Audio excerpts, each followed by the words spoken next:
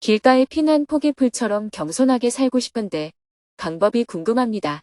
2026년 5월 22일 애광원 나들이 행복한 대화 전남대 강연. 안녕하세요. 오늘 오전에는 쌍기사로 애광원 나들이를 다녀오고 저녁에는 전남대학교에서 행복한 대화 직문직설 강연이 있었습니다. 스님은 새벽 수행과 명상으로 하루를 시작했습니다. 아침 식사를 마친 후 새벽 6시 30분에 두북 수련원에서 경남하동군에 있는 쌍기사로 출발했습니다. 오늘은 애광원 생활인들과 나들이를 가는 날입니다. 애광원과 스님의 인연이 시작된 것은 23년 전의 일입니다. 2003년 태풍 매미로 남해안 지역이 큰 피해를 보았을 때 거제도에 있는 애광원도 큰 수해를 입었습니다. 그때 JTS에서 애광원의 피해 복구를 도왔습니다. 복구가 끝난 후 스님이 김임순 원장님에게 앞으로 무엇을 도와드리면 좋겠냐고 물으니 원장님은 장애인들은 바깥 나들이를 하는 것이 가장 어렵다. 나들이를 도와주셨으면 좋겠다. 라고 하셨습니다. 이후 정토회에서는 매년 봄과 가을마다 애광원 생활인들과 함께 나들이를 하고 있습니다. 상반기에는 경증 생활인과 하반기에는 중증 생활인과 함께 나들이를 떠납니다. 이번 애광원 나들이는 경남지회에서 준비해 주었습니다. 애광원에서는 경증 생활인 30여 명과 직원을 포함해 42명이 참석했고 정토회 회원들 45명까지 모두 포함하여 총 90여 명이 나들이에 동행했습니다. 오전 9시 30분에 쌍계사 주차장에 도착했습니다. 스님은 주차장에서 봉사자들과 반갑게 인사를 나누었습니다. 나들이가 시작되기 전 봉사자들과 다 함께 단체 사진을 찍었습니다. 애광원 생활인들을 태운 버스가 쌍계사로 오는 길에 휴게소를 2번 들르는 바람에 도착 예정 시간이 다소 늦어졌습니다. 스님은 버스를 기다리는 동안 전화로 급한 업무를 처리했습니다. 이어 애광원 선발대 차량이 도착했습니다. 올해 103세이신 김임순 원장님이 차에서 내리셨습니다. 스님은 차 앞으로 다가가 휠체어에 앉으신 김임순 원장님을 반갑게 맞이하며 인사했습니다. 김임순 원장님은 오랜만에 애광원 나들이에 동행해 주셨습니다. 꽃밭은 잘 가꾸고 계세요? 쌀이나 김치가 필요하면 저한테 연락해 주세요. 보내드릴게요. 그리고 제가 보고 싶으면 연락 주세요. 언제든 찾아가겠습니다. 김임순 원장님은 스님의 목소리를 듣고 반가워하며 고개를 끄덕였습니다. 드디어 버스 2대가 도착했습니다. 스님은 버스 출입문 앞에서 생활인 한 명 한 명의 손을 잡아주며 맞이 인사를 건넸습니다. 스님을 알아보고 반갑게 인사하는 생활인도 있었습니다. 오늘 나들이는 생활인 한 명과 봉사자 한 명이 짝이 되어 하루를 함께 보낼 예정입니다. 둘씩 짝을 지은 일행은 쌍계사 입구 쪽으로 이동했습니다. 쌍계사 입구 안내판 앞에 모두가 모였습니다. 스님이 무선 송수신기를 통해 인사말을 건넸습니다. 여러분, 만나서 반갑습니다. 오늘 애광원 생활인 여러분과 함께 봄나들이를 왔습니다. 오늘 우리가 온 곳은 쌍계사입니다. 이 절이 처음 지어진 때는 신라 시대입니다. 지금 있는 건물들은 그 이후에 지어진 정각들입니다. 맨 처음 역사 기록에는 옥처럼 맑은 샘물이 솟는다는 뜻으로 옥천사라고 이름을 붙였다고 해요. 그 후에 쌍계사로 이름을 바꾸었다고 합니다. 이 절에는 역사적인 유물이 아주 많습니다. 국가지정문화재인 국보가 1개 있고 보물도 8개나 있습니다. 수많은 문화재가 이 절에 간직되어 있습니다. 우리가 올라가면서 쭉 둘러보겠습니다. 눈으로 보면서 아, 이게 국보구나 하고 알면 되고 오늘은 나들이를 온 것이니 편안하게 구경하시면 되겠습니다. 이번 주 일요일이 어떤 날인지 아세요? 바로 부처님 오신 날입니다. 그래서 연등을 많이 달아 놓았습니다. 연등 구경도 같이 해보겠습니다. 쌍계사를 둘러보고 점심을 먹은 뒤 송림으로 이동해서 재미있게 놀아봅시다. 이어서 애광원 송우정 대표이사님의 인사말이 있었습니다. 여러분, 이렇게 따뜻한 봄날의 법륜스님과 정토의 봉사자님들을 만나 쌍계사라는 좋은 곳에 함께 올 수 있어서 정말 좋습니다. 오늘도 즐거운 하루를 보낼 수 있기를 바랍니다. 네? 봄에 오니까 또 좋지요. 늘 가을에 오다가 이렇게 봄에 꽃이 필 때 오니까 저도 참 좋네요. 스님과 정토의 봉사자분들 모두 바쁘신데도 애광원 식구들을 위해 하루 시간을 내주셔서 너무 감사하지요. 다 함께 감사합니다. 해볼까요? 감사합니다. 좋은 시간 보내겠습니다. 다 함께 단체 사진을 찍고 일주문을 향해 올라갔습니다. 스님이 일주문 앞에서 설명을 이어갔습니다. 여기를 일주문이라고 합니다. 삼신산 쌍계사라고 한문으로 적혀 있어요. 일주문을 기준으로 이 바깥은 중생의 세계이고 안쪽은 부처님의 세계입니다. 이제 두 번째 문을 지날 겁니다. 금강문이라고 쓰여 있네요. 불교에서 금강은 어리석음을 부수고 지혜를 얻는 것을 의미합니다. 금강문 안에 있는 험상궂게 생긴 상은 귀신을 쫓는 신이고 사자를 탄 분은 문수보살, 코끼리를 탄 분은 고현보살입니다. 조금 더 걸어가니 문이 하나 더 나타났습니다. 이곳은 천왕문입니다. 여기부터는 하늘나라로 들어가는 것입니다. 여기에는 4명의 천왕을 모시고 있어서 사천왕이라고 부릅니다. 착한 사람은 보호하고 나쁜 사람은 쫓아내는 신들입니다. 동쪽, 서쪽, 남쪽, 북쪽을 지키는 하늘의 신들이라는 뜻입니다. 그 다음으로 9층 석탑이 보였습니다. 9층 석탑을 돌아 대웅전으로 향했습니다. 워낙 많은 인원이라 대웅전에 모두 들어가 참배하기에는 장소가 좁고 몸이 불편해서 시간도 오래 걸려 대웅전 앞마당에서 다 함께 삼배를 올린 뒤 자리를 이동했습니다. 다시 대웅전 계단에 모여 단체 사진을 찍었습니다. 나들이 참여자들이 조별로 사진을 찍는 동안 스님은 쌍계사 종무소로 향했습니다. 스님은 애광원 나들이를 할 수 있도록 장소를 배려해준 쌍계사 종무소에 초파일 연등 보시금을 전달하며 감사의 인사를 전했습니다. 주차장 쪽에서는 김임순 원장님이 스님과 사진을 찍기 위해 기다리고 계셨습니다. 원장님, 대표이사님, 스님이 생활인들과 조별로 번갈아 가며 기념사진을 촬영했습니다. 사진 촬영을 마친 후 쌍계사에서 유명한 금당으로 자리를 옮겼습니다. 대웅전에서 금당으로 올라가는 길에는 가파른 계단이 이어졌습니다. 스님과 애광원 생활인들은 서로를 챙기며 조심조심 계단을 올랐습니다. 쌍계사 금당 안에는 일반적인 불상 대신 육조 정상탑이라는 7층 석탑이 모셔져 있습니다. 이 석탑 아래에는 불교 선종의 제6대 조사인 해능대사의 두개골사리가 봉안되어 있다고 합니다. 스님은 금당 안으로 들어가 정성껏 참배를 올렸습니다. 금당 안에서 기도를 올리던 불자 3명이 스님을 알아보고 다가와 삼배로 인사를 올리기도 했습니다. 스님은 금당에서 나와 나들이 참여자들에게 천천히 둘러보고 조심해서 내려가라고 안내했습니다. 이어 스님은 송우정 대표이사님과 함께 완만한 산책로를 따라 걸어 내려왔습니다. 대표이사님에게 쌍계사 금당에 얽힌 이야기를 설명하며 내려오던 중 길가에서 샘물을 발견하고 발걸음을 멈추었습니다. 여기 샘물 한 모금 마셔보세요. 이 물이 차를 우려내기에 최고로 좋은 물이랍니다.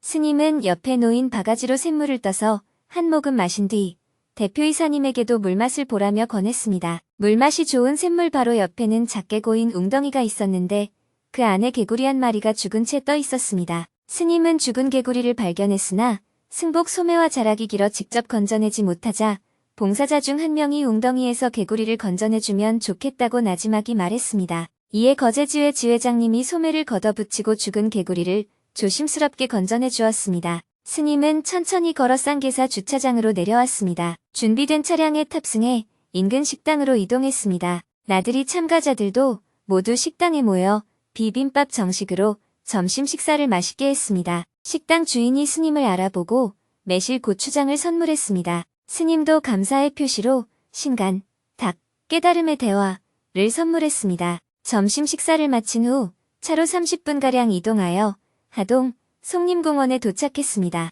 이곳은 섬진강변에 자리 잡은 울창한 소나무 숲으로 2005년 2월에 대한민국의 천연기념물 제444호로 지정된 곳입니다. 푸른 소나무 숲이 하얀 섬진강 모래톱과 아름답게 어우러져 있었습니다. 스님은 강변길을 따라 산책하며 애광원 식구들이 모여있는 곳으로 걸어갔습니다. 나들이 참여자들은 소나무 숲 화장실 근처의 넓은 공터에 이미 자리를 잡고 있었습니다. 기다리던 레크레이션 시간이 되었습니다. 통영에서 온 실버 레크레이션 강사 봉사자가 신나는 음악에 맞춰 가벼운 몸풀기를 시작하자 현장에 흥이 한껏 돋아졌습니다. 풍선과 스티커를 이용한 재미있는 게임이 이어졌고 음악에 맞춰 애광원 생활인들이 신나게 춤을 추는 시간도 가졌습니다. 마지막에는 참여자 모두가 길게 줄을 지어 기차놀이를 하며 온 동네가 들썩이도록 어우러져 놀았습니다. 스님은 레크레이션이 시작되는 모습을 잠시 지켜본 후 섬진강 물이 흐르는 강변으로 내려가 주변을 세심히 살펴보았습니다. 강물이 비교적 맑았습니다. 강변을 잠시 둘러보고 돌아오는 길에 김임순 원장님을 만났고 두 분은 함께 어울린 마당이 펼쳐지는 공터로 돌아와 참가자들이 신나게 노는 모습을 흐뭇하게 바라보았습니다. 즐거웠던 레크레이션 시간이 마무리되었습니다. 스님은 애광원 원장님과 대표이사님, 그리고 생활인들이 건강하게 살아갈 수 있도록 보이지 않는 곳에서 늘 수고해주시는 선생님들에게 스님의 신간, 탁, 깨달음의 대화를 선물로 주었습니다. 이제 송림공원에서의 일정을 마무리하고 다음 장소로 이동해야 할 시간이 되었습니다. 봉사자들이 스님께 마무리 인사 말씀을 청했습니다. 스님은 인사말 대신 다 함께 찬송가를 부르자고 하였습니다.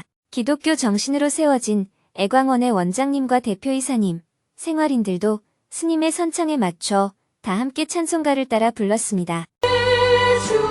주를 가까이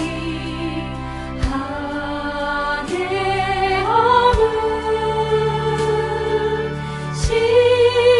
십자가 짐 같은 고생이라 내 인생 소원을 늘 찬송하면서 주께 떠나가기 원합니다. 노래가 끝나자 뜨거운 박수가 터져 나왔습니다. 오늘 재미있었어요? 다음에는 어디로 갈까요? 어디든 가고 싶은 좋은 곳이 있으면 언제든 이야기하세요. 스님의 인사말에 이어 김임순 원장님이 따뜻한 마무리 인사를 해주셨습니다. 오늘 이렇게 좋은 날씨와 시간을 하느님께서 주시고 법륜 스님이 이 멀리까지 오셔서 함께 해주시고 봉사활동도 같이 해주셔서 정말 고맙습니다.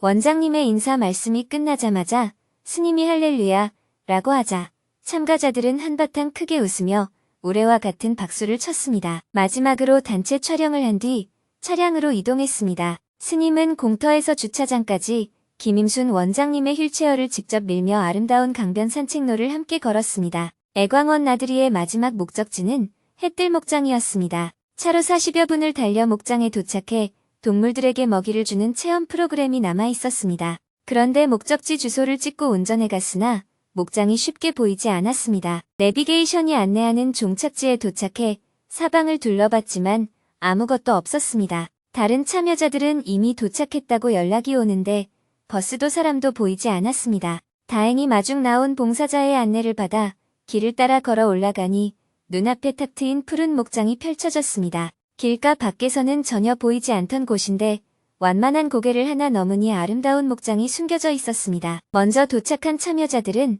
잔디밭 위에서 삼삼오오 거닐며 즐거운 시간을 보내고 있었습니다. 동물 먹이주기 체험을 하기에 앞서 가벼운 안전 교육을 받기 위해 교육장으로 이동했습니다. 강사님은 풀을 줘야 하는 동물과 당근을 줘야 하는 동물을 구분해 설명해 주었고 동물들이 반가움에 입을 크게 벌리더라도 물지 않으니 너무 겁먹을 필요 없다는 설명도 덧붙였습니다. 생활인들은 손마다 먹이 바구니를 하나씩 들고 목장 안으로 향했습니다. 염소, 양, 말, 토끼, 닭 등 다양한 동물들에게 다가가 먹이를 건넸습니다. 처음에는 다가오는 양이 무서워서 주춤거리던 생활인들도 금세 요령을 익히고 흥미진진하게 체험에 참여했습니다. 스님도 양에게 다가가 당근을 먹여주었습니다. 목장을 한 바퀴 도는 내내 동물들에게 먹이 주는 체험을 하며 애광원 생활인들의 웃음소리가 끊이지 않았습니다. 어느덧 오후 4시가 되었습니다. 저녁 7시 30분부터 광주 전남대학교에서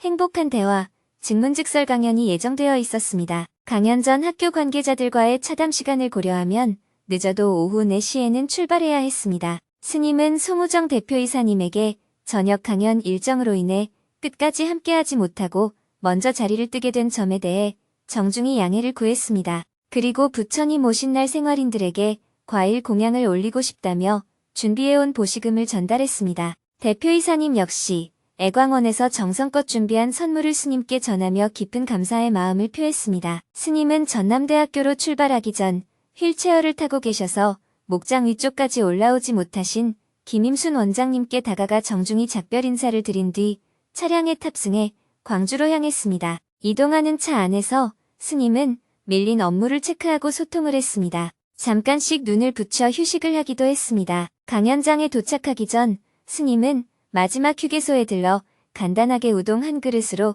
저녁 식사를 해결했습니다. 저녁 6시 30분 전남대학교 총장 접견실에서 차담이 진행되었습니다. 전남대학교 이근배 총장님을 비롯한 학교 관계자들, 그리고 이번 직문직설 강연을 공동 주최한 전남대학교 윤동규 총학생회장과 차담 시간을 가졌습니다. 행복시민들과 전남대 총학생회가 연대하여 공동으로 주최한 덕분에 사전 신청이 꾸준히 이어졌고 특히 20에서 30대 젊은 층의 참여율이 매우 높았다고 합니다. 사전 신청자 수만 이미 전남대 대강당에 900석 좌석을 훌쩍 초과한 상태였습니다. 스님은 방명록에 메시지를 남기고 차담에 참석한 분들에게 신간, 닭, 깨달음의 대화를 한 권씩 선물했습니다. 강연 시간이 다가오자 스님은 강연장으로 발걸음을 옮겼습니다. 대강당 로비는 강연 접수를 하려는 시민들로 북적였습니다. 스님은 강연에 참석하러 온 시민들과 봉사자들에게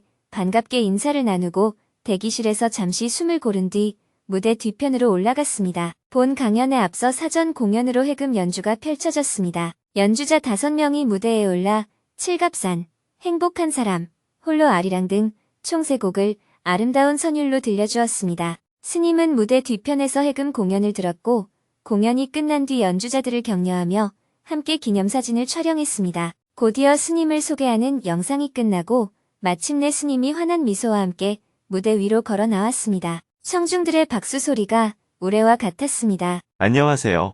봄도 이제 끝자락에 와 있습니다.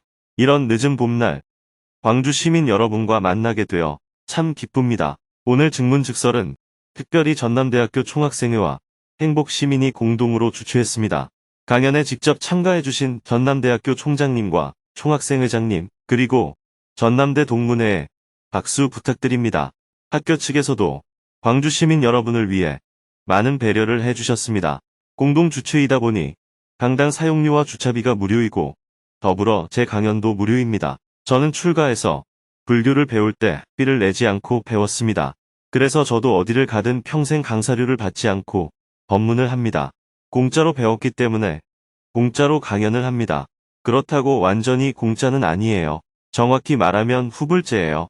직문직설에서 대화를 나누고 무거운 마음의 짐을 조금이라도 내려놓게 되었다면 그 감사한 마음을 주변 사람들에게 나누면 됩니다. 재정적으로 보시하거나 봉사를 통해 베풀어도 좋습니다. 노동의 대가를 돈으로 계산하는 방식이 아니라 서로 베풀면서 이 사회를 더 좋은 곳으로 함께 만들어가면 좋겠습니다.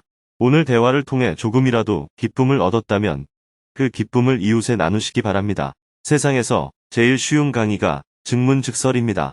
누가 어떤 질문을 할지 모르기 때문에 미리 준비를 할 수가 없습니다. 그래서 아무 준비 없이 몸만 오면 됩니다. 보통 강의를 유익하게 하거나 재미있게 만드는 것은 강사의 책임인데 직문직설은 질문자와 함께 만들어갑니다. 질문이 재미있으면 직문직설도 재미있어집니다. 어떤 내용을 이야기해야 한다고 정해 놓은 것도 없습니다.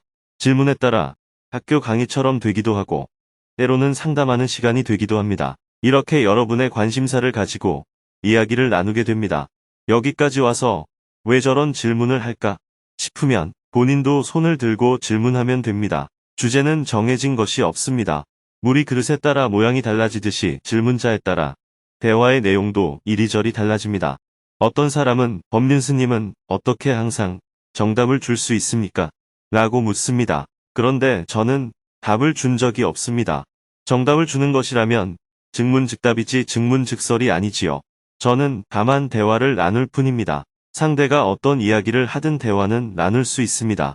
무슨 이야기를 꺼내더라도 들어주고 몇 마디 함께 나누는 것은 가능합니다. 그래서 어떤 이야기를 해도 괜찮다는 것입니다. 다만 대중이 모인 공공의 자리이기 때문에 욕설은 삼가면 좋겠습니다. 또 많은 사람이 듣기에 지나치게 혐오스러운 이야기도 조금은 삼가해주면 만약 어떤 젊은이가 성적인 고민이 있어서 대화를 나누고 싶더라도 듣는 사람이 불편하지 않도록 표현을 조절해주면 좋겠어요. 혹시 질문자가 그런 이야기를 하더라도 듣는 사람들 역시 이해할 필요가 있습니다. 우리가 듣기에는 거북하지만 당사자에게는 괴롭기 때문에 꺼내는 이야기일 수 있습니다. 또 증문즉설에서 나눈 이야기를 가지고 험담해서는 안 됩니다. 어떤 이야기든 대화의 소재일 뿐입니다. 누군가 남편이나 아내에 대해 이야기한다면 그것은 일상 속 부부관계의 한 사례일 뿐이지 사실 여부를 따지는 것이 중요한 것은 아닙니다. 대화를 통해 별일 아니네 하고 자각하거나 이렇게 하면 되겠네 하는 생각이 들면 질문자는 답을 얻었다고 생각합니다. 하지만 제가 답을 준 것은 아닙니다. 자각이 일어나면 스스로 답을 찾은 것이고 자각이 일어나지 않으면 아직 답을 스스로 못 찾은 것입니다. 저는 대화를 하면서 본인이 자기 자신을 들여다볼 수 있도록 도와줄 뿐입니다. 예를 들어 한 방에서 100명이 똑같은 조건으로 잠을 자더라도 모두 다른 꿈을 꿉니다. 같은 시공간에 있지만 각자 다른 세계에 살고 있는 것입니다. 어떤 사람은 호랑이에게 쫓기는 꿈을 꾸고 어떤 사람은 강도와 싸우는 꿈을 꿉니다. 이렇게 꿈의 내용이 모두 다릅니다. 그렇다면 모두를 악몽에서 벗어나게 하려면 어떻게 해야 할까요? 호랑이 꿈을 꾸는 사람은 이렇게 도와주고 싸우는 꿈을 꾸는 사람은 저렇게 도와줘야 할까요? 그렇지 않습니다. 무슨 꿈을 꾸든 상관없이 흔들어 깨우기만 하면 됩니다. 그런데 질문자는 자신이 꾸는 꿈의 내용에 맞춰 스님이 답을 주었다고 생각할 수도 있습니다. 이런 것처럼 우리가 겪는 괴로움도 정신적으로 보면 모두 꿈과 같은 것입니다. 그 꿈에서 깨어나는 출발점이 바로 자각입니다. 사람은 어떤 이유로 꿈에서 깨어나게 될까요? 이거 꿈인가? 하는 생각이 드는 순간 눈을 뜨게 됩니다. 강도에게 쫓기는 꿈을 꾸다가도 꿈인가? 라는 생각이 들면 더 이상 도망가기보다 눈을 뜨려고 하게 됩니다. 그런데 막상 눈을 뜨려 하면 잘 안 떠집니다. 눈꺼풀이 천근만근 무겁게 느껴져요. 이렇게 이게 꿈은 아닐까? 하고 의심해보는 것이 바로 자각이에요. 내가 욕심이 많나? 내 성격이 너무 급한가? 이렇게 자신을 알아차리는 것입니다. 이처럼 자각이 일어나면 변화가 가능해집니다. 눈이 안 보이는 사람이 지팡이를 짚고 가다가 낭떠러지로 향하고 있다면 그냥 두면 그대로 떨어져 죽을 수도 있습니다. 그럴 때는 마치 운명이 정해진 것처럼 느껴질 수 있습니다. 그런데 낭떠러지가 바로 앞에 있다는 사실을 알아차리면 피할 수 있습니다. 그래서 자각이 일어나면 운명을 바꿀 수 있다고 말하는 것입니다. 다른 말로 하면 깨달음입니다. 깨달음이란 모르던 상태에서 아는 상태로 전환하는 것을 뜻합니다. 백두산 높이가 2744m라는 사실을 몰랐다가 알게 되는 것처럼 지식적인 알문 깨달음이 아닙니다. 자신이 어리석은 줄 모르다가 알게 되는 것을 깨달음이라고 합니다. 무지의 상태에서 벗어나는 것이 깨달음입니다. 이렇게 자기 상태를 알아차리게 되면 변화의 가능성이 생깁니다. 다시 말해 운명을 바꿀 수 있다는 이야기입니다. 꾸준히 그런 관점을 가지고 연습하다 보면 습관적이고 무의식적으로 알미 없이 행하던 어리석음에서 조금씩 벗어날 수 있습니다.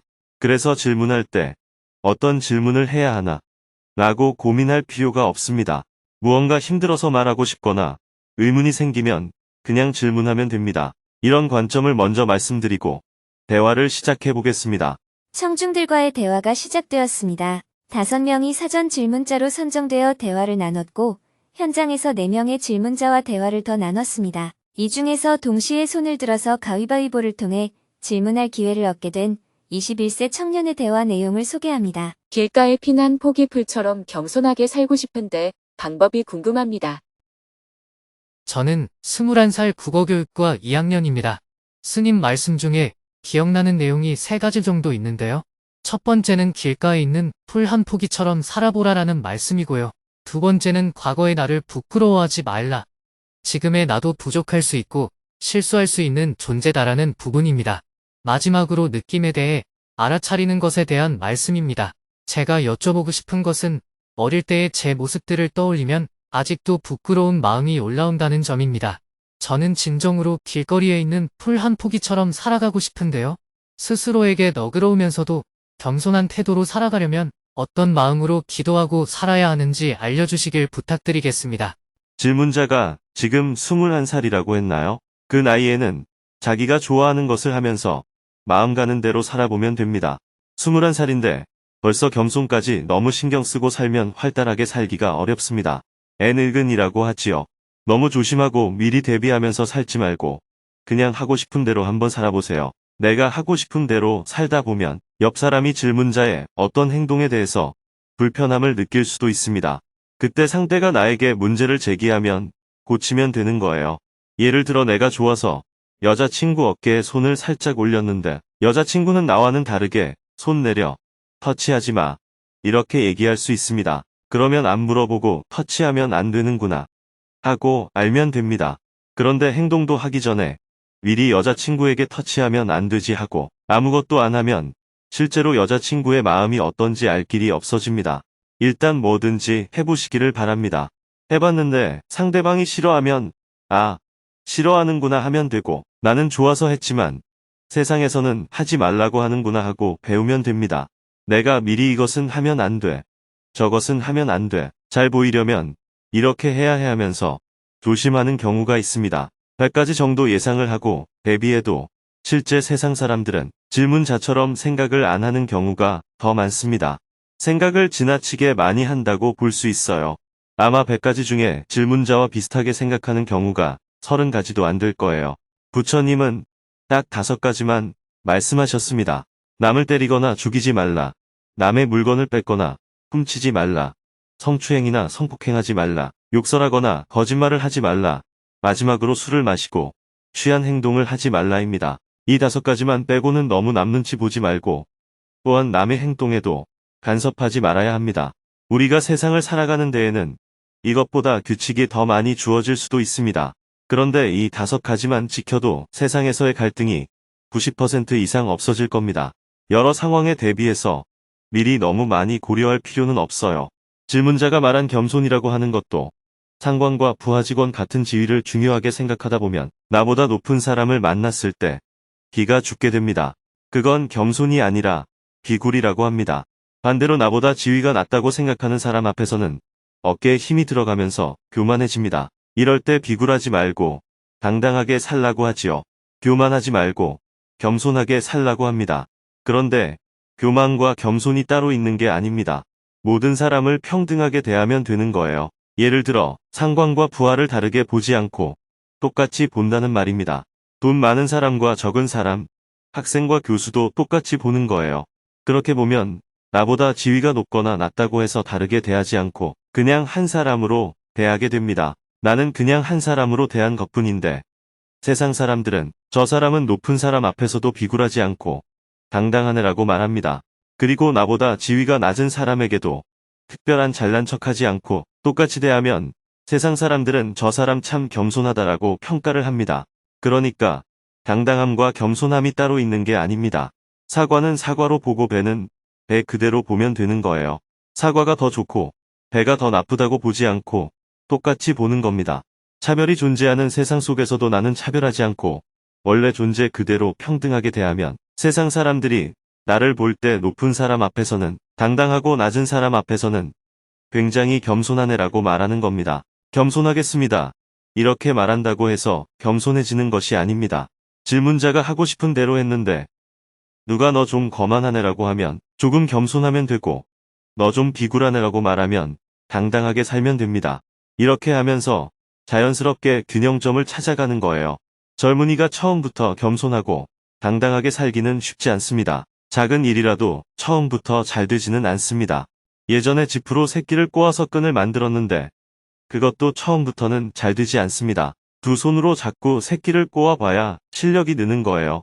사람들의 평가에 그것도 일리가 있네 하고 받아들이면 너무 휘둘린다고 하고 또 내 나름대로 중심을 잡는다고 하는데 남이 볼 때는 고집쟁이라고 볼 수도 있습니다.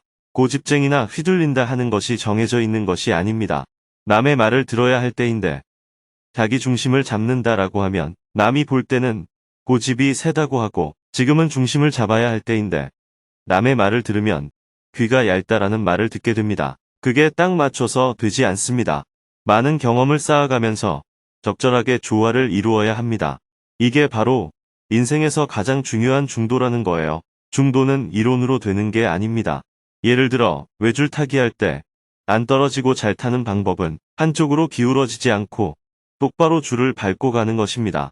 말로는 똑바로 가면 됩니다라고 한마디로 할 수 있지요. 그런데 실제로 줄 위에 올라가 보면 잘 안 됩니다. 그렇다고 불가능한 것은 아닙니다. 가능하니까 금방 되나요? 그것도 아닙니다. 인생도 마찬가지입니다. 방법은 의외로 간단하지만 몸과 마음으로 익히기까지는 많은 연습이 필요합니다. 이렇게 저렇게 하다가 넘어지기도 하고 그래도 또다시 올라가고 또 떨어지고 또 올라가고 하다 보면 어느 순간 스스로 적절하게 균형을 잡으면서 걷게 되는 겁니다. 이것이 바로 인생입니다. 질문자는 아직 젊습니다. 제가 드리는 말씀은 젊은이에게 함부로 살라고 하는 뜻이 아닙니다. 너무 조심하고 미리 대비하고 이것저것 고려하면서 움츠러들지 말고 자기 하고 싶은 대로 한번 해보라는 겁니다. 그러다가 옆에서 누군가 주의를 주거나 방법을 알려주기도 합니다. 저도 제가 하고 싶은 대로 이렇게 증문즉서를 합니다.